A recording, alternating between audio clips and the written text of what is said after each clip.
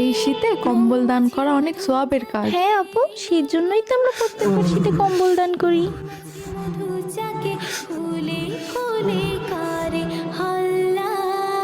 শুক্রিয়া আপু, শুক্রিয়া। এই কে কে কম্বল বিক্রি করবে? এই নাও ভাই। এই নাও ভাই।